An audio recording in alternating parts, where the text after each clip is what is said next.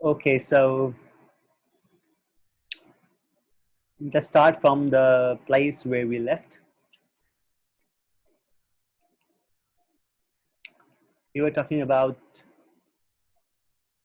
the spring mass system, and we derived the mathematical model using second order differential equation, where the constant uh, m is the mass, and this delta is a frictional constant, and k is a spring constant, right? That shows the friction, amount of the friction, mass of the system, and k is a spring constant. Y is the displacement, the variable which we are studying, right?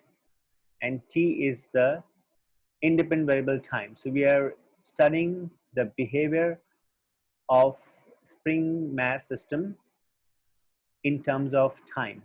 कि time के साथ इसका behavior क्या होता है, ठीक है? और behavior का मतलब कि किस तरह ये displace हो रहा है time के साथ, right?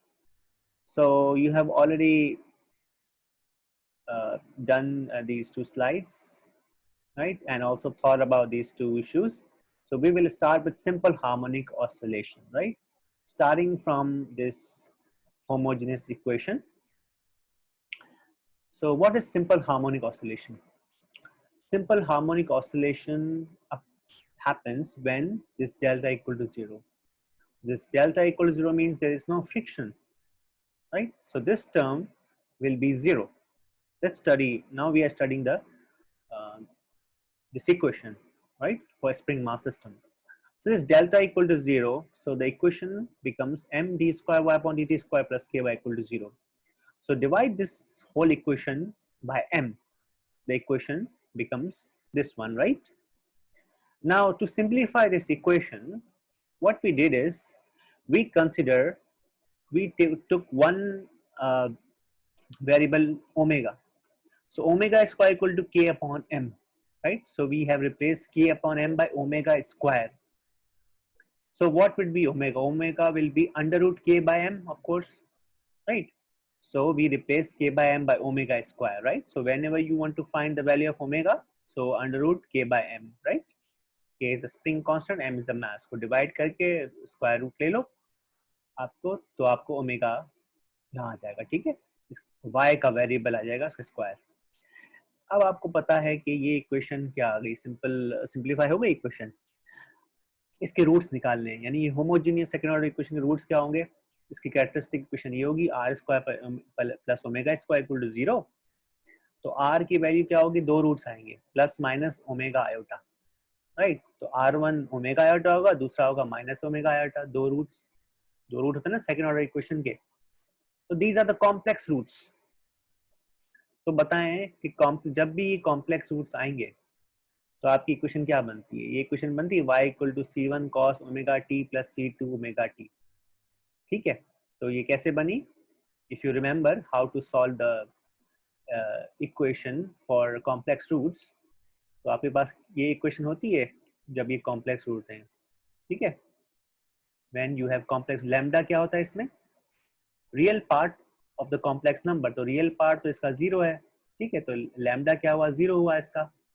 ए क्या है? ए तो आपका C1 है, कांस्टेंट इसका नाम दिया है. और म्यू क्या होता है इसमें? म्यू, जो म्यू होता है इसका कॉम्प्लेक्स नंबर का इमेजनरी कंपोनेंट. ये क्या है? Omega, right? तो हमने इस इक्वेशन में पुट की अपनी वैल्यूज लैम्डा 0, ठीक है? ए को आप C1 मान लो, इट डजंट मैटर. और बी की कांस्टेंट है, कोई भी वैल्यू आएगी जब तो पता चलेगा, ये सिर्फ वेरिएबल्स हैं. तो आपके पास ये इक्वेशन बन जाएगी. म्यू क्या है आपका? लैम्डा क्या है आपका? 0, राइट? लैम्डा. और म्यू क्या है आपका? प्रीवियस लेक्चर में जाइए, you will understand easily, there is no problem, ठीक है? ये म्यू है. तो ये इक्वेशन बन गई. इस इक्वेशन से क्या जाहिर होता है? इस इक्वेशन से जाहिर होता है कि ये ऑसिलेशन हो रही है. कॉस ओमेगा साइन है. साइन का मतलब कि हमारे पास जो वेव फॉर्म बनती है साइन की, क्या बनती है? ऐसे बनती है साइन वेव, ठीक है? साइन वेव से मतलब यानी क्या हो रही है? ऑसिलेट हो रही है, रिपीट हो रही है. एक पहले 0 है, फिर ये मैक्सिमम वैल्यू आ रही है, ठीक है? फिर ये 0 हो रही है, फिर नेगेटिव में वैल्यू जा रही है, ठीक है? फिर ये ऊपर जा रही है, यानी रिपीट होती जा रही है चीजें. तो ये प्योर ऑसिलेटरी बिहेवियर है, ये सिंपल हार्मोनिक मोशन है, ठीक है, टू एंड फ्रो मोशन। और जब भी आपको रिपीटेड मोशन हो, टू एंड फ्रो मोशन हो, यस, तो हम किससे जाहिर होता है वो साइन वेव से। तो ये साइन वेव आपकी है कॉस, ये कॉस की टर्म है, साइन के लिए नहीं की, लेकिन ये प्योरली ये रिपीटेड कंपोनेंट है, ठीक है, इसमें कोई एक्सपोनेंशियल कंपोनेंट नहीं है। तो इसको हमने अगर देखें, let me remove this one, इसको जरा सॉल्व करते हैं हमारी इनिशियल वैल्यू, इनिशियल कंडीशन के साथ, तो देखें तो क्या आंसर आएगा। इनिशियल कंडीशन सॉल्व, ये क्या है, y zero equal to y naught है और y डैश जीरो जीरो है, ठीक है, इनिशियल वेलोसिटी जहाँ रिलीज पॉइंट, जहाँ से रिलीज पॉइंट है, y जीरो क्या है, वो वाला जो पॉइंट है रिलीज कर रहे हैं, और ये initial velocity, right. So if you take a derivative of this, तो हमारे पास y डैश आएगा, right, minus c one sine omega t, और साइन ओमेगा टी का डेरिवेटिव है कॉस ओमेगा टी, ओमेगा आ गया मल्टीप्लाई करके, ठीक है, तो ये y डैश आ गया और y आ गई। अगर अब हम क्या करेंगे इसको, जब भी आपके पास इक्वल सॉल्यूशन, जनरल सॉल्यूशन, क्या जनरल सॉल्यूशन होता है, उसका डेरिवेटिव होता है, हम क्या कहते हैं, we can use the initial values, ठीक है, इनिशियल वैल्यू प्रॉब्लम्स में y जीरो को यहाँ पुट करो और y डैश जीरो को यहाँ पुट करो, ठीक है। तो हम ये जब सॉल्व करोगे आप, y डैश जीरो को यहाँ पुट करो, ठीक है, t क्या है, जीरो है, टाइम जीरो पर, ठीक है, और y जीरो क्या है, यहाँ y नॉट होगा ऑफ कोर्स, ठीक है, और कॉस, ये पूरी टर्म कॉस जीरो क्या होता है, वन होता है, ठीक है, और साइन, ये t इक्वल टू जीरो का, तो साइन जीरो क्या होता है, ये जीरो, तो ये टर्म तो कैंसिल हो गई, ठीक है, तो y, तो c1 क्या वैल्यू आएगी, c1 equal to y naught, right.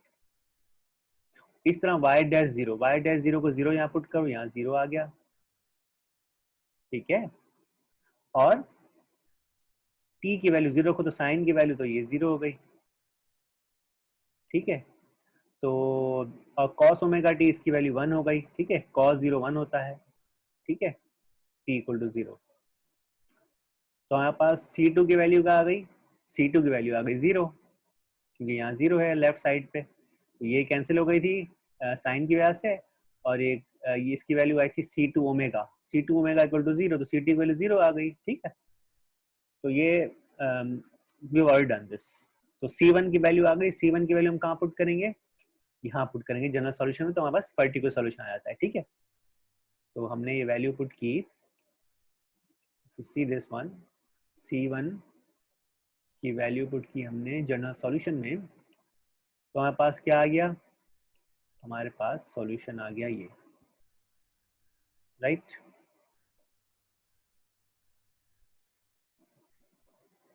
ये आ गया, C1 की वैल्यू y यहाँ पुट कर दी, ये C2 जीरो हो गया, तो ये टर्म जीरो हो गई पूरी, और C1 की वैल्यू y नॉट थी, ठीक है, तो y is equal to y not cos omega t हो गया, राइट, ठीक है। तो इसका मतलब ये है कि जब हमारे पास हमारे पास सिचुएशन ये हो कि हम एक हमारा इनिशियल पॉइंट हो जहाँ से हम रिलीज कर रहे हैं, और इनिशियल वेलोसिटी जो है जीरो हो, तो हमारे पास जो इक्वेशन बनती है, ये बनती है why not cos omega T बनेगी। Why not cos omega T का मतलब कॉस ओमेगा टी या साइन ओमेगा टी, या ये इस तरह होती है इसकी wave form, right, cos omega T sine omega T, 90 degree phase shift होता है सिर्फ, बट सेम थिंग, राइट। तो इसका एम्पलीट्यूड क्या होगा, वाई नॉट, ठीक है। अब थोड़ा इसको देखें, नीचे मैं क्लियर कर देता हूँ, फिर आप देखिएगा, ठीक है। तो simple harmonic motion with these two initial condition, the solution is this one, right। तो इसमें ओमेगा क्या है, ये वाला जो, ये जो ओमेगा है, what is this omega, omega is actually,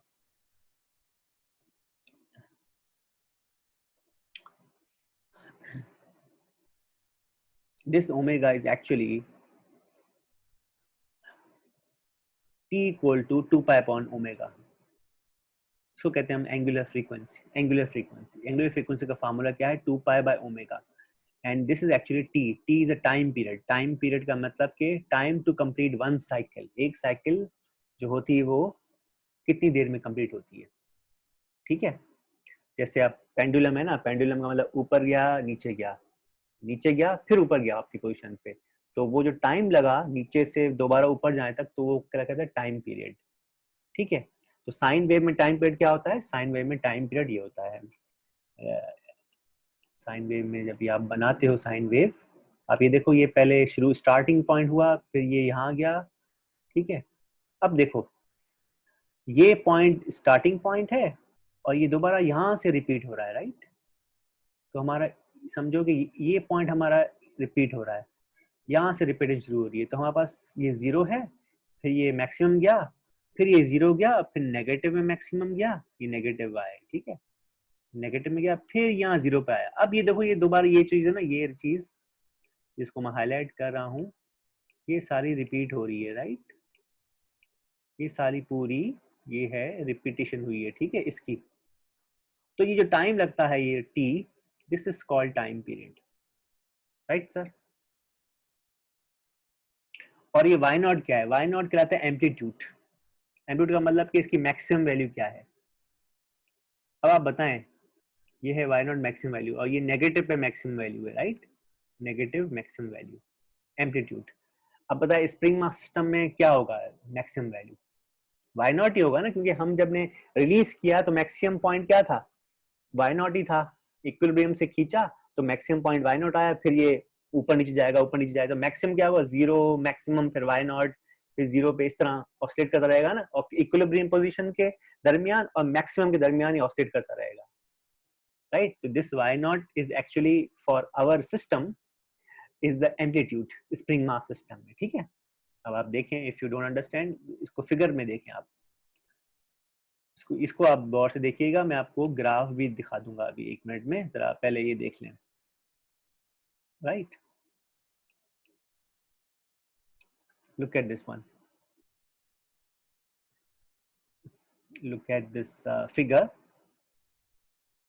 अब देखो ये मास इक्विलिब्रियम में था, y इक्वल टू जीरो में, जीरो हमने इसको नाम दिया जब रेस्ट पोजीशन में, फिर हमने इसको नीचे मूव किया। अब देखो ये स्टार्ट पॉइंट हमारा मैक्सिमम पॉइंट है, ये वाला नीचे सबसे ज्यादा मैक्सिमम कितना जा सकता है यहाँ पे, जाहिर है इसके दरमियान जा सकता है ना, मैक्सिमम मिनिमम के दरमियान ही होगा ना कोई चीज। तो मैक्सिमम वैल्यू हमारी क्या हुई, स्टार्ट पॉइंट हुआ, तो वाई नॉट इसलिए लिखा है ना, y not cos omega. Cos का मतलब कि ये रिपीट हो रहा है, कोसाइन की वेव फॉर्म बनती है। अब देखो अगर आप क्लियर नहीं हुआ, let's see the cosine wave form, मैं आपको दिखा रहा हूँ मैं कोसाइन वेव।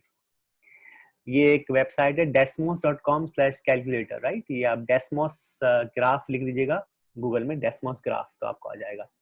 अब देखो मैंने क्या लिखा है 5, ये वाई नॉट क्या है हमारे पास अभी 5 है, ठीक है, एम्पलीट्यूड है। कॉस क्या है 2 पाई एक्स अपॉन बी, तो हमारे पास टाइम पीरियड क्या हुआ इसमें, ओमेगा क्या था 2 पाई अपॉन टी था, या टी इज इक्वल टू क्या था 2 पाई अपॉन ओमेगा। तो हमारे पास जो टाइम पीरियड है टी, कैपिटल टी हमारे लिए इसमें बी है, right. so let me write that down so that you can understand। ये t जो है हमारा टाइम पीरियड, वो किसके बराबर है, इस केस में b के बराबर है, ठीक है, सही है। तो t का फॉर्मूला क्या है, t is equal to 2 pi by omega, right. तो ओमेगा क्या हुआ, ओमेगा क्या हुआ 2 पाई अपॉन टी, ठीक है, 2 pi upon T, right. Omega is the angular frequency, T is the time period. तो आप देखें ये 2 पाई तो सेम रहा, ठीक है, और बी क्या टाइम पीरियड, तो ये क्या हुआ कॉस ओमेगा एक्स हो गया इसमें, राइट, सही है। 2 पाई बाय बी का मतलब b t equal to b है, तो ये ओमेगा हो गया, 2 पाई अपॉन बी ओमेगा हो गया, right. This 2 pi upon b, this is called omega, right, given that t equal to b. और x क्या चीज है इसमें, x हमारे लिए t है, राइट, क्योंकि टाइम के साथ देख रहे हैं हम x ये x के हमारे पास इंडिपेंडेंट वेरिएबल क्या है t है, इसमें x है। तो बहरहाल बात एक ही है, इसमें हम ग्राफ ही देखना है हमें, सिस्टम x के इसको x में शो कर रहा है, हम t में शो कर रहे हैं, ठीक है। तो आप देखें कि तो सेम हो गया ये, मतलब cos ओमेगा t हो गया ये, दिस इज y नॉट cos omega t, right, y नॉट cos ओमेगा t, सही है। इसमें ओमेगा क्या है, 2 pi upon b, 2 pi upon b is the omega, और बी क्या होता है, टाइम पीरियड होता है। ठीक है, टी के बिना क्या एक्स है हमारा, और वाई नॉट क्या है 5 है इसमें। ठीक है, तो हमारा एम्पलीट्यूड क्या होगा, 5 है इसमें। देखो एम्पलीट्यूड क्या होता है, सबसे मैक्सिमम वैल्यू। देखो इसमें 5 नजर आ रही है आपको, यहाँ पे ये 4 है, ये 5, राइट। और नेगेटिव में क्या है, ये -5 है। ओके, तो ये क्या कर रही है, ऑसिलेट कर रही है, राइट, ऑसिलेट। अच्छा, टाइम पीरियड क्या होता है, पीक टू पीक वैल्यू, या तो आप एक पॉइंट जहां आप शुरू हुआ, दूसरा पॉइंट उसी का पॉइंट आपका रिपीट हुआ है, peak to peak, this is called time period, right. Time period is the time to complete one cycle. तो आप किसी पॉइंट में शुरू करो, अगर आप यहाँ शुरू कर रहे हो लेट्स से यहाँ पे, तो बताओ कि ये रेपिटेशन पॉइंट कहाँ शुरू होगा, यहाँ से शुरू होगा, क्योंकि यहाँ से आपका रिपीटेशन शुरू हो रही है, राइट। या पीक टू पीक ले लो, या 0 to 0 ले लो, या तो इस पॉइंट से ले लो, ठीक है, और इस पॉइंट से ले लो, ठीक है, राइट। ये चीज देखो, ये रिपीट कब हो रही है, इस पॉइंट पे हो रही है, इसका मतलब कि this point is this point, distance between this is called time period. या एक की पीक दूसरी की पीक, ये रिपीट हो रहा है ना, एक पीक आई फिर दूसरी पीक कब आई, यानी रिपीटेशन कब शुरू हो रही है, वो टाइम पीरियड होता है। तो जो भी आपको सुटेबल लगे, वैसे हम पीक टू पीक इजी होता है देखना कि एक पीक कहाँ से शुरू हो रही है, दूसरी पीक कहाँ शुरू हो रही है, राइट। तो ये क्लियर हुआ कि कोसाइन क्यों लिया है हमने इस सिस्टम के लिए, ठीक है। ओके, तो आप ये ग्राफ ड्रॉ कीजिएगा, आपका थोड़ा सा ये प्रैक्टिस क्वेश्चन है, आप प्लीज कर लीजिएगा, डिफरेंट वैल्यू रखिएगा ओमेगा ओमेगा की, देख लीजिएगा इसमें, इस desmos.com में रख के दीजिएगा, ओमेगा बी की वैल्यू चेंज कर दें आप। इसमें क्या है, बी की वैल्यू टाइम पीरियड 4.65 है, ठीक है। 4.65 का मतलब कि टाइम कितना लगा है, 4.65 लग रहा है इस पे, आप चेक करो जरा, इसकी पीक और इसकी पीक चेक करो, कितना टाइम है, 0 से लेकर, ये 0 t इक्वल टू 0 है, ये कितना है 4.6 है, ये 4.6 आ गया टाइम पीरियड t, सही है। इसमें दिया हुआ है बी से शो किया हुआ, राइट। ए क्या है आपका, एम्पलीट्यूड। अच्छा, इसमें 5, इसमें एक्चुअली 5 है, इसको मैंने चेंज किया है इसका कर्सर, ये बेसिकली 5 है ये वाला, A should be the amplitude, right, ये ए एम्पलीट्यूड है, इसको मैंने चेंज किया था तो इसलिए आ गया, इट इज 5 एक्चुअली, यहाँ 5 है, ठीक है। जो भी आप वैल्यू रखेंगे वो आपका बन जाएगा ग्राफ।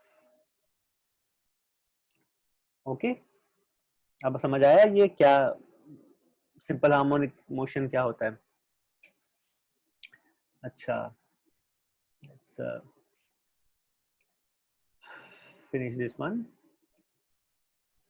ओके, तो अब मैं समराइज करता हूँ, फिर आप एक और टॉपिक है, इसके बाद आप देख लीजिएगा, एक असाइनमेंट होमवर्क दे दूंगा मैं करने के लिए।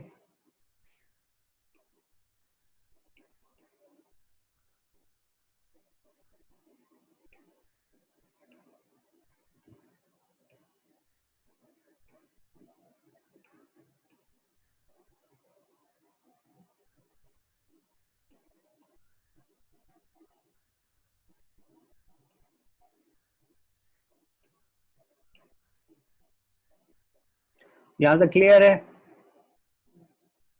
क्या किया हमने, फ्रिक्शन जब 0 होगी तो हमारे पास सेकंड ऑर्डर इक्वेशन क्या बनेगी, वैसे बनती है, इसके रूट्स होंगे ओमेगा आयोटा, ओमेगा आयोटा जब भी रूट होंगे तो क्या मतलब कि इसका इस फॉर्म में बनेगी, राइट, सही है। तो एक आप देख लीजिएगा, इसकी जो सिंपल फॉर्म है वो ऐसे बनती है, इसको अगर मैं सिंपल फॉर्म में लिखूं, जनरल फॉर्म में लिखूं, इसकी फॉर्म ये बनेगी, y is equal to c sine omega T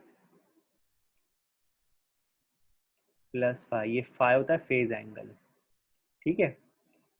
अब ये जो इक्वेशन बनी है ये एक्चुअली इसके इक्विवेलेंट बनती है, राइट। वो कैसे बनी वो मैं आपको ये बता देता हूँ, आप लोग ट्राई कीजिए खुद पहले। ओके, सो ये जो हम कैलकुलस की किताब है उसको उसको जरा रेफर कीजिएगा, सेक्शन 17.3 को, राइट। ये सारा मैंने इसी से ही कराया, ऑलमोस्ट नथिंग न्यू। अब देखो ये y actually c1 cos omega t plus c2 sin omega t है। अब ये हमने ये एक्चुअली बराबर है y equal to c sine omega t plus five. अब आप ये खुद देख लीजिएगा ये कैसे हुई इक्वेशन, ठीक है। ये तो हमने एक केस के लिए किया है ना, जब हमारे पास C1 की वैल्यू y0 थी, C2 इक्वल टू 0 थी। ये तो हमने एक रेस्ट पॉइंट भी किया है, लेकिन आप अगर प्रॉब्लम में कोई आएगा तो आप ये भी यूज़ कर सकते हैं, ये जर्नल फॉर्म है, ठीक है, या ये यूज़ कर सकते हैं जो भी आपको सूटेबल लगे, ठीक है। इसकी ये जर्नल फॉर्म है, कॉम्प्रेस फॉर्म है, ठीक है। तो आप ये देख लीजिए कैसे आया ये ट्रिग्नोमेट्री आइडेंटिटी लगाइए, तो kindly do it yourself, you can do it, right. सिर्फ रिप्लेसमेंट की है। और ये आप देखें क्या है, पीक टू पीक क्या होता है, टाइम इंटरवल। देखो टाइम इंटरवल, ये या तो पीक टू पीक ले लो, या तो जहाँ से पॉइंट रिपीट हो, यहाँ खत्म हुआ नेगेटिव, ये जहाँ से नेगेटिव हो रहा है, और यहाँ से जो नेगेटिव हुआ है जो रिपीट हो रही है, ये पूरा जो लेंथ होती है इसको हम टाइम पीरियड 2π/ω होता है, राइट। और उसकी पीक क्या हुई, सी हुई हमारे लिए, इसकी -c, ठीक है। ये सी जो है ना, ये पीक एम्पलीट्यूड या पीक, ठीक है। तो just read it out this one, just 1 और 2 स्टेप्स हैं यहाँ पे, ठीक है, और देख लीजिएगा कि ये कैसे आया। अच्छा जी, अब हम चलते हैं आगे। अब आपको क्लैरिफाई हुआ कि इसका रिस्पांस क्या होता है जब हम फ्रिक्शन ना हो। फ्रिक्शन ना हो तो इसका मतलब चलती रहेगी वो चीज़, ऑसिलेट होती रहेगी, जिसको हमने इस इक्वेशन से शो किया है, राइट। अच्छा अच्छा, अगर ये, अच्छा अब ये कंडीशन थे, अब ये इंपॉर्टेंट स्लाइड है, इसको कंसिडर करें।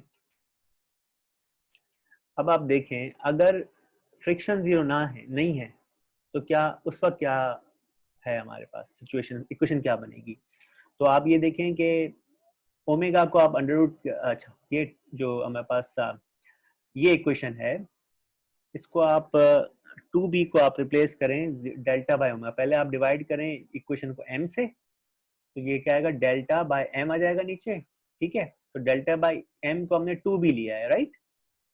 तो 2b यहाँ हो गया, और k को आपको पता है क्या लिया है, इसको ओमेगा स्क्वायर, ये पहले ही तरह है, right. So first we have divided this original equation by m and replace delta by m by 2b। तो ये इक्वेशन हो गई, ठीक है, सिर्फ रिप्लेस किया है वेरिएबल से। तो जब भी b की वैल्यू आ जाएगी तो आपके पास b की वैल्यू पता हो, तो उसका मतलब डेल्टा बाय m की वैल्यू पता है, same as that, just we have change the variables for simplicity. तो हमारे पास ऑक्सिलरी इक्वेशन क्या निकलेगी, तो r square plus 2br plus omega square निकलेगी, राइट, होमोजेनियस इक्वेशन। तो इसके दो रूट्स निकलेंगे, आपको पता है, r equal to minus b plus minus को b square minus omega square, इसको आप कीजिएगा, इसके रूट्स निकलेंगे। क्वाड्रेटिक इक्वेशन लगाएं, उसमें देखें माइनस बी क्या है, plus minus under root b square minus omega square बनेगी, right. Just use the quadratic equation. तो आपके पास ये रूट्स आएंगे, प्लस के साथ आएगा, एक माइनस के साथ आएगा, राइट। अब आप देखें, मैंने आपको बताया था कि होमोजेनियस इक्वेशन के 3 किस्म के रूट्स हो सकते हैं। एक हो सकता है डिस्टिंक्ट रूट्स, रिपीटेड रूट, और दूसरा कॉम्प्लेक्स रूट्स। तो ये कब आते हैं कॉम्प्लेक्स रूट्स, सबसे पहले रिपीटेड रूट्स कब आते हैं, हम पहले रिपीटेड रूट शुरू कर देते हैं। रिपीटेड का मतलब है कि दोनों रूट्स बराबर हैं, ठीक है। कोई भी सिस्टम दिया होगा जिसमें आपको मास दिया होगा या डेल्टा दिया होगा, बी, क्योंकि बी क्या चीज है आपके पास, बी आपके पास जो चीज है 2b, वो डेल्टा बाय m में कोई सिस्टम होगा, मास दिया होगा, फ्रिक्शन फोर्स दी होगी उस सिस्टम की, और k दिया होगा, स्प्रिंग कांस्टेंट, और मास दिया होगा, तो आप ओमेगा सब कुछ निकाल सकते हैं ना। तो बेसिकली ये इसका ये रिपीट रूट्स का क्या मतलब है, जब रिपीट रूट्स आते हैं तो इसका मतलब रूट्स बराबर हैं दोनों के, ठीक है। उस वक्त क्या इक्वेशन बनती है हमारी, जो हमने बताया था, मैंने आपको डायरेक्ट बताया था, वो बनती है c1 plus c2 e power t exponential minus omega t। Root क्या है हमारा, ई आर टी, ठीक है, याद है आपको। तो if you have solve the homogeneous equation for repeated roots, तो आपको याद होगा कि ये C1 होता है प्लस C2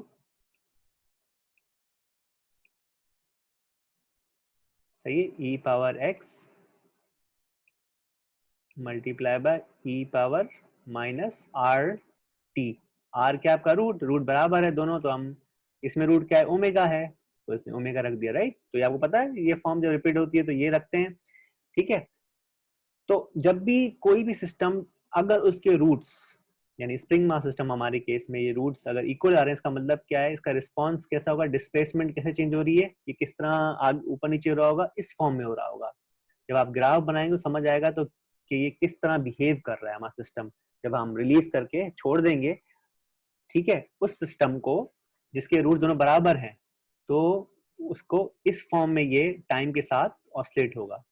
जब टाइम आगे बढ़ता जाएगा तो आप देखेंगे इसका जब ग्राफ बनाएंगे तो आपको क्लियर होगा कि किस तरह ऑसिलेट हो रहा है। ठीक है, तो जब भी आपके रूट्स बराबर होंगे तो उसको हम कहते हैं क्रिटिकल डैम्पिंग। ठीक है, इसको मैं मतलब दोबारा समझाता हूँ नीचे अच्छी तरह। ये बड़ा इंपॉर्टेंट कॉन्सेप्ट है, आरएलसी सर्किट में यूज हो रहा है, तो ये अगर आपको क्लियर हो गया तो you can understand RLC circuit better, इसका रिस्पॉन्स आगे आके। ठीक है, अभी ये समझ लो क्रिटिकल डैम्पिंग क्या होती है, जब आपके रूट्स बराबर होते हैं। ठीक है, अब क्रिटिकल डैम्पिंग के जब आप ये बनाओगे ग्राफ तो आपको समझ आएगा कि डिस्प्लेसमेंट जो है कैसे ये चेंज हो रही है, मूवमेंट कैसे जा रही है इसकी ऊपर नीचे। दूसरा है distinct real roots. Distinct roots क्या होते हैं? Real roots e power r one, एक C1 e power R1T plus C2 R1T, यानी R1 रूट होता है और R2 डिस्टिंक्ट एंड रियल होते हैं, दोनों डिफरेंट रूट्स होते हैं। राइट, तो ये R1 का मतलब एक रूट ये रहा, दूसरा ये रहा, डिस्टिंक्ट रियल रूट्स। जब वो कंडीशन क्या होती है, जब B is greater than omega. B greater than omega मतलब क्या याद है आपको? B स्क्वायर माइनस 4AC, याद है 4AC इज ग्रेटर देन 0। ठीक है, ये सेम कंडीशन है जो यहाँ लिखी हुई है, बी इज ग्रेटर देन, एक ही बात है। राइट, क्योंकि ओमेगा हमारे लिए क्या है? 4AC है। ठीक है, तो ये कंडीशन में दो रूट्स आते हैं तो हमारे पास क्या सोल्यूशन होता है? y याद है, y इज इक्वल टू, अच्छा y is equal to C1 e power R1T होता है। राइट, और क्या होता है सॉल्यूशन? C2 ई पावर R2T। ये तो आपने किया, सबसे 2-3 सवाल किए थे इसके। ठीक है, तो आप देखें C1 आ गया, ई, ये R1 रूट आ गया, ये R2 रूट आ गया, सेम फॉर्म, सुपरपोजिशन प्रिंसिपल। अच्छा, इस सिस्टम को जब ये रूट्स आएंगे हमारे पास, उसको कहते हैं ओवर डैम्पिंग। ठीक है, इसको हम ओवर डैम्प कहते हैं। हम हमारे एप्लीकेशन पे जा रहे हैं, इसको थोड़ा समझने के लिए थोड़ा आपको ऑब्जर्व करना पड़ेगा इस चीज को।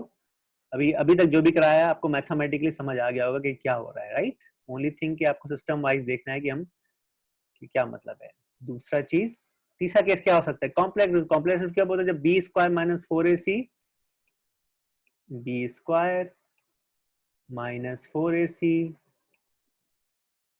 इज लेस देन 0, या ये चीज करो, एक ही बात है। ठीक है, 4AC को वहां ले जाओ तो ये सेम बनेगी, B square less than 4AC। हमारे 4AC क्या है? हमारे लिए ओमेगा है ये वाला। ठीक है, क्योंकि सेकंड ऑर्डर इक्वेशन हमारी ओमेगा की फॉर्म में। ठीक है, इसका कोफिशिएंट। तो इसका क्या होगा equation? E power lambda t, आपको पता है y is equal to e power lambda t, क्या होता है? ए इसमें cos C1 है, a cos म्यू टी होता है। राइट, म्यू हमारा क्या है? Plus b sine mu t. Right, b sine mu t. ठीक है, लैम्डा हमारा क्या है? हमारा लैम्डा इसमें क्या है? ये माइनस बी है। राइट, ठीक है, और म्यू क्या है हमारे पास? हमारे पास ये है omega, under root omega square minus b. Omega क्या है आपका? Under root k by m. Right, जो हमने रिप्लेस किया है। और ये चीज क्या है हमारा? म्यू, ये वाला म्यू किसके बराबर है? Omega minus. अब आप खुद देखिएगा ये चीज कैसे आई है, बस आप इसको सॉल्व कीजिएगा और आपके रूट्स बनेंगे ये वाले। ठीक है, इसके रूट ऐसे ही बनेंगे, it's just one liner. Right, you can do it. इसमें देखिएगा लैम्डा क्या आ रहा है, वो क्या आ रहा है। ठीक है, ये तो जनरल फॉर्म है, अभी कोई सवाल आएगा तो आप समझ आएगा बी क्या है। ठीक है, तो आपको अगर ये तीनों चीजें याद है, 1 2 और ऊपर 3, तो आप डायरेक्ट बी की वैल्यू दी होगी आपको, सिस्टम की इक्वेशन दी होगी, दायरे मास कोई स्प्रिंग मास सिस्टम, तो आप फौरन बना सकते हैं, इसकी वैल्यू रख देंगे, आप जाएगा इक्वेशन, इसका सॉल्यूशन क्या होगा। ठीक है, तो बी और ओमेगा क्या चीज है? ये चीज है। कोई भी सिस्टम का दिया हो तो आप बी निकाल सकते हैं, ये दिया होगा, ये दिया होगा दोनों, और के दिया होगा तो आप बी निकाल सकते हैं। बी यहाँ पुट कर दीजिएगा तो कोफिशिएंट आएंगे, फिर आप सॉल्व कर लीजिएगा तो आपके पास ये तीनों में से ये इक्वेशन ये आएगी, डिपेंडिंग ये आएगी या ये आएगी, ये आपने कर चुके हैं। ठीक है, तो बस इसको हम क्या कहते हैं? इसको हम एक्चुअली अंडर डैम्प सिस्टम कहते हैं, इसमें मैंने लिखा नहीं है, इसको हम कहते हैं under damp system, UN, under damped system. Right, under damped, इसको ओवर डैम्प कहते हैं जब आपके डिस्टिंक्ट रूट आ रहे हो। जब कॉम्प्लेक्स रूट आ रहे हो तो अंडर डैम्प्ड। और नंबर 3 अगर इक्वल रूट्स आ रहे हैं तो क्या कहते हैं, क्रिटिकल डैम्पिंग। डैम्पिंग का मतलब कि मोशन आपका स्लोली टाइम के साथ स्लो होता जा रहा है, ठीक है, इसके बाद रुक जाएगा कुछ देर बाद, इसको कहते हैं damping. Anyway you can study this one later on, जब आप पढ़ेंगे आरएलसी सर्किट वगैरह इलेक्ट्रिक सर्किट में। ये मैंने आपको एप्लीकेशन बताई ताकि आप समझ सकें एप्लीकेशन वाइज, ठीक है। अब ये आप देखिएगा थॉमस की किताब से, आप देखिएगा ये मैंने ये वहीं से आपको समझाया है डैम्प्ड मोशन में, ठीक है। ये आप सेक्शन देख लीजिएगा 17.3 का 17-19। क्रिटिकल डैम्पिंग क्या होता है,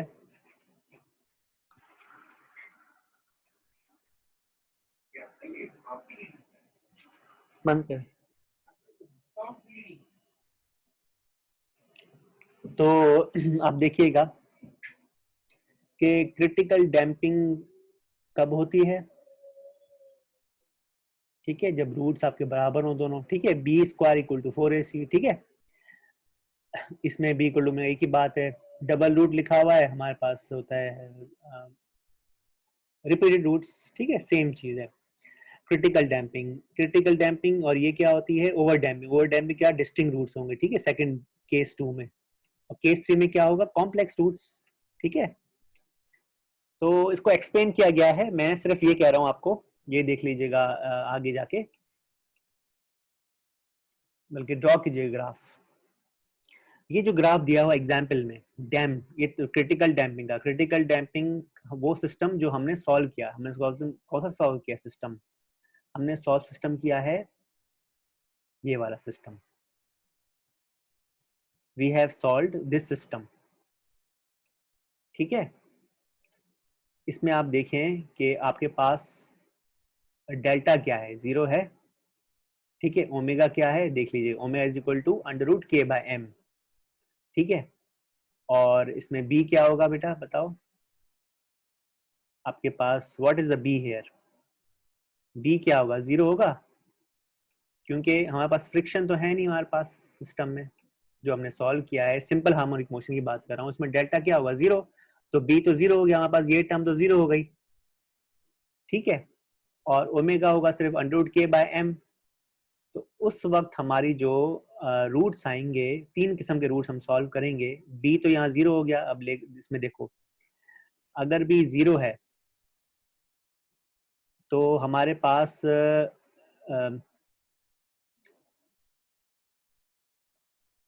ये देखो C1 plus C2t e power minus omega t, जब भी सिस्टम जिसके रूट्स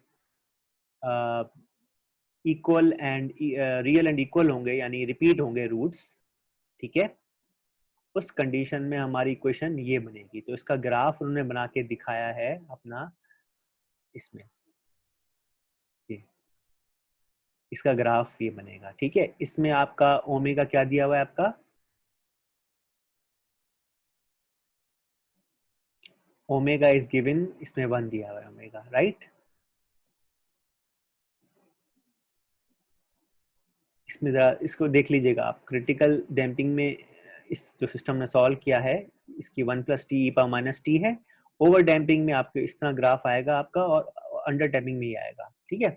तो ये अब just look at it, if you don't understand just ask me. Basically हमने एक जो भी हमने सॉल्व किया सिस्टम, उसमें हमने कहा है कि क्रिटिकल डैम्पिंग में ये इस तरह बनता है, इसका रिस्पॉन्स ऐसा आता है, जब भी रूट्स आपके इक्वल होंगे तो इस तरह आपको रूट्स मिलेगा, ठीक है। और damp vibrate motion for spring my system. और ओवर डैम्पिंग आपका जो होगी वो आपकी क्या होगा, इस तरह सिस्टम आएगा। और अंडर डैम्पिंग में आपको आपको बहुत सारे ऑसिलेशन मिलेंगे, यानी जब भी अंडर डैम्पिंग की बात की गई इसका मतलब कि सिस्टम इज ऑसिलेटरी और थोड़ी देर के बाद स्टॉप होगा। क्रिटिकल डैम्पिंग में क्या होगा कि वो जो सिस्टम है स्प्रिंग मास सिस्टम, जिसके रूट्स इक्वल आ रहे होंगे, वो कोशिश करेगा कि हम जल्दी से एक इक्विलिब्रियम पोजीशन में पहुंच जाए। और ये ओवर डैम्पिंग का it takes more time, oscillation नहीं है इसमें भी, देखो है इसमें ऑसिलेशन तो इसमें है ना सिर्फ अंडर डैम्पिंग में, तो ओवर डैम्पिंग में कम ऑसिलेशन है या नील के बराबर है, तो थोड़ा ज्यादा टाइम लेगा। तो इसका मतलब क्रिटिकल डैम्पिंग में टाइम कम लेता है सिस्टम, डिपेंड करता है सिस्टम पे, जाहिर है आपका मास कितना है, आपका जो भी पैरामीटर्स कितना है, स्प्रिंग कांस्टेंट कितना है, सब पे डिपेंड करता है, तो जाहिर है इसलिए हम रूट्स निकालते हैं कि समझ आ जाए कि हमें इसका बिहेव क्या हो रहा है, ठीक है। तो जस्ट लुक एट दिस, कोई भी बी को एग्जाम्पल ले लो, देखो कि मास 1 किलोमीटर 1 किलोग्राम ले लो और फ्रिक्शन फोर्स ले लो, कोई unit, I don't know which is the unit, but what ever the unit, तो बी की वैल्यू लेट्स से 1 लिखो और के और एम की वैल्यू देखो क्या है, तो आपको समझ आ जाएगा एक्चुअली कि ये आपके पास किस किस्म के रूट्स आ रहे हैं, रूट्स निकालो इसके, ठीक है। तो बेहतर ये है कि मैं आपको instead of I will go through it again, ठीक है, ये दोबारा मैं जाऊंगा इसको दिखाने आपको। इससे पहले हम एक पॉइंट में बनाना चाहता हूँ, बड़ी इंपॉर्टेंट, ये सिस्टम जो है इसका हमने क्या बिहेवियर चेक किया कि किस तरह ये ऊपर नीचे होगा, सही है। इसके अंदर आप देखें कि हमने इसका रिस्पांस देख रहे हैं, इसका नेचुरल रिस्पांस देख रहे हैं कि जब हमने रिलीज किया तो वो कैसे बिहेव करेगा। डायरेक्ट जब हम इसको छोड़ देंगे थोड़ी देर बाद डाई हो जाएगा, जीरो हो जाएगा, जैसे ये जीरो हो रहा है ना, देखो यहाँ पे जाके जीरो होगा, ये इस तरह जीरो होगा, ये इस तरह जीरो होगा, राइट, जीरो पे जा रहा है ना, इसका मतलब this is called natural response, ठीक है। और अगर हमने लेट्स से कि हमने एक फोर्स अप्लाई कर ली स्प्रिंग सिस्टम में, एक्सटर्नल डिस्टर्बेंस अप्लाई कर ली, ठीक है, यानी मिसाल के तौर पर कि हमारे पास इक्वेशन क्या थी, m d square y upon d t square पर delta d y upon d t plus k y equal to zero था ना इसमें, तो वो होमोजेनियस इक्वेशन थी। अगर f of t force apply कर दी जाए, यानी डैम्पर, ये जो सिस्टम है स्प्रिंग मास सिस्टम, उसमें क्या हो सकती है, एक्सटर्नल फोर्स या कोई डिस्टर्बेंस हो सकती है, मिसाल के तौर पर कि फोर्सिंग, इसको हम कहते हैं राइट साइड में फोर्सिंग फंक्शन। फोर्सिंग फंक्शन क्या करता है, पीरियडिक बम्प्स हो सकते हैं, या जब रोड में आप जा रहे हैं तो वो जो ऑटोमोबाइल सस्पेंशन सिस्टम है उसमें जो रुकावट क्या आएगी, रुकावट आएगी कि रोड में बम्प्स कितने हैं या पाथ होल्स कितने हैं, ठीक है। तो वो जो डिस्टर्बेंस होती है या एक्सटर्नल फोर्स होती है उसको हमने एफ ऑफ टी से शो करेंगे। अभी हमने जीरो किया है, अभी हमें एक्सटर्नल फोर्स कोई नहीं अप्लाई किया, हमने सिर्फ क्या किया है, उसको बस ये एक पॉइंट पे जाकर रिलीज कर दिया है ताकि हम स्टडी कर सकें ये खुद रिस्पॉन्स, खुद का बिहेवियर क्या है। लेकिन अगर हमने एक्सटर्नल फोर्स अप्लाई की, जैसे हमने एग्जाम्पल दी है ऑटोमोबाइल सस्पेंशन सिस्टम की, उसमें एक फोर्स हो गया एफ ऑफ टी, इसमें है डिस्टर्बेंस हो सकती है रोड की, तो ये हम कंसिडर करेंगे, लेकिन अभी हमने स्टडी नहीं की, ये क्या है, थोड़ा एडवांस है थोड़ा सा, ठीक है। तो ये चीज जब हम मकसद कहने का ये है समरी, अगर आपको समझ नहीं आया, अगर एफ ऑफ टी जीरो है तो इसका मतलब क्या है, we are studying the behaviour of the second order system, जिसका रिस्पॉन्स नेचुरली क्या है, खुद क्या सिस्टम कैसे बिहेव करता है। और अगर हमने फोर्स अप्लाई किया F of T something sign omega T A power T, तो क्या इसका मतलब एक्सटर्नली हमने अप्लाई किया तो क्या होगा। तो ये जब इक्वेशन होती है तो क्या रहती है, होमोजेनियस नॉन होमोजेनियस इक्वेशन कहलाती है, और जब जीरो हो तो क्या मतलब, होमोजेनियस इक्वेशन कहलाती है। इसका मतलब कि होमोजेनियस इक्वेशन क्या होती है, it helps us to study the natural behaviour of the system. और बिहेवियर कुछ भी हो सकता है सिस्टम पे, है करंट हो, आरएल से सर्किट दो करंट हो। दूसरी बात, अगर कोई एक्सटर्नल फोर्स अप्लाई कर ली जाए, सही सिग्नल अप्लाई कर दिया जाए, साइन वेव कोसाइन वेव जो भी, तो उस वक्त क्या हम कैसे सॉल्व करेंगे, homogeneous non homogeneous equation solve करेंगे एफ ऑफ टी। अभी तक जो मैंने एग्जाम्पलिकेशन कराई है वो हमने एफ ऑफ टी को जीरो लिया है क्योंकि हम नेचुरल रिस्पॉन्स कर रहे हैं। तो अगर एफ ऑफ टी होता तो हम सोचते हैं फोर्स्ड रिस्पॉन्स क्या होगा। तो जब भी कोई सिस्टम होता है उसका एक नेचुरल रिस्पॉन्स होता है, एक फोर्स रिस्पॉन्स होता है, राइट। तो इसको जरा एब्जॉर्व कीजिए थोड़ा सा, तो आपको क्लियर होगा। अब आपको समझ आया कि होमोजेनियस इक्वेशन किस सिस्टम को बताता है, क्यों स्टडी करते हैं सेकंड ऑर्डर इक्वेशन। तो सर इसके सवाल के जवाब दीजिएगा कि why we study homogeneous equation, homogeneous equation क्या रिप्रेजेंट करती है, उसके कोफिशिएंट क्या रिप्रेजेंट करते हैं, ठीक है, उसको एनालाइज कैसे करते हैं, उसके जब हम रूट्स निकालेंगे तो पता चलेगा हमें कि इसका रूट्स क्या सिस्टम का किस तरह बिहेवियर बताता है। क्रिटिकल डैम्पिंग होगी अगर रूट्स रिपीट हो रहे हैं, अगर कॉम्प्लेक्स रूट्स हैं तो ऑफ कोर्स ये आपके पास क्या डैम्प्ड ऑसिलेशन रिस्पॉन्ड होगा, अंडर डैम्पिंग होगी। और तीसरा क्या है आपका, जब आपके पास डिस्टिंक्ट रूट्स होंगे, डिस्टिंक्ट रूट्स क्या होगा, जब ओवर डैम्पिंग होगी, ठीक है। तो अब आप क्या कीजिएगा, अब मैं समराइज करता हूँ कि आपको क्वेश्चन दे देता हूँ, आप देख लीजिएगा कैसे सॉल्व करते हैं, राइट। तो आपको ये क्वेश्चन 1 करना पड़ेगा एक समझने के लिए। क्वेश्चन 1 मैं समझा देता हूँ। A 16 lb 16 pound weight is attached to a lower end of a coil spring suspended from a ceiling and having a spring constant of, ये spring constant दिया है आपको और इसका weight दिया हुआ है, ठीक है, पाउंड में, lb में, ये है ब्रिटिश सिस्टम।